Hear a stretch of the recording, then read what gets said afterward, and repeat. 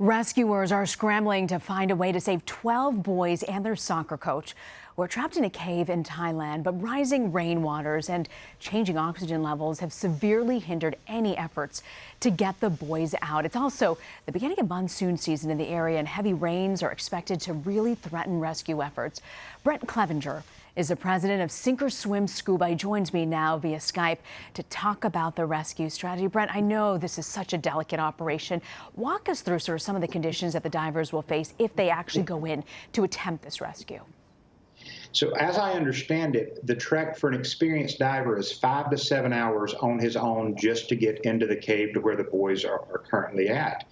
And this is 5 to 7 hours of going through tight passageways, strong current, low visibility, just pretty bad conditions. Now, along these 5 to 7 hours of diving, you can't do that on one tank. So the divers are going to have to change tanks multiple times as well. And it's just a really, really tricky, difficult dive for an experienced diver on his own. I mean, it's just frightening to hear you say this. They're going to have to change tanks.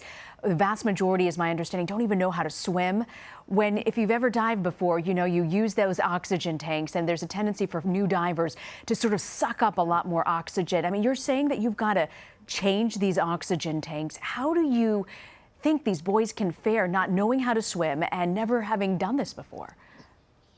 This is going to be really tricky. My concern, so a normal 10-year-old boy that I'm teaching to dive, I will take them in the water in shallow water so that if they get scared, if anything goes wrong, they can immediately stand up and take the rig out and breathe and talk through the issue. And then through plenty of repetition of that, we'll get them comfortable with diving. But these boys, the plan is to get them out, and they're going to be going through passageways that they can't stand up. So there's no air over their head. And so if they panic, if they freak out, there's nowhere for them to go. And the concern with this is that with my students, even in an open water, a real dive, if there's an issue, I can take physical control of them, and I can make them do, you know, I don't let them freak out. I'll just grab them and do what I need to do with them. But because of the narrow passageways that are expected in this dive, a boy may be behind an experienced diver, but he can't even turn around to check on him. He's just got a long hose of air that's running to him. And that's going to be difficult for all involved with that. It's just heartbreaking to hear about the conditions there, even just that there's low oxygen in the cave alone. What does that do to the human body? So it's not so much low oxygen that's going to be a problem as it's a buildup of carbon dioxide. But you need a certain amount of oxygen to stay conscious, to survive. And when that oxygen runs low, it's going to cause panic for these divers, or for the kids in the room. So it could potentially cause panic, unconsciousness, and of course death as well. You know, one option has been what people are calling a buddy rescue, where a diver could actually swim with each boy. What are the challenges of that from a diver's perspective?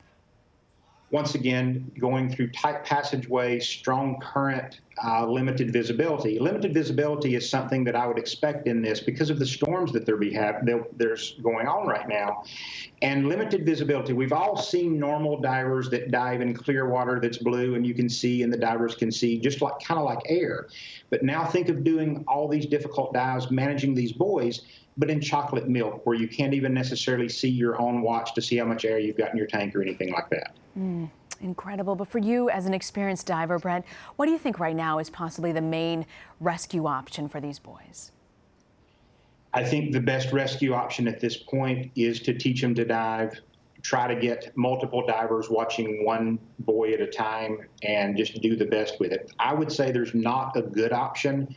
There's just a best option that we have, but like I said, there's no good option at this point. Well, we are watching this story as Thai officials say that a rescue effort could be imminent at any point this weekend. Brent Clevenger, thank you very much for joining us.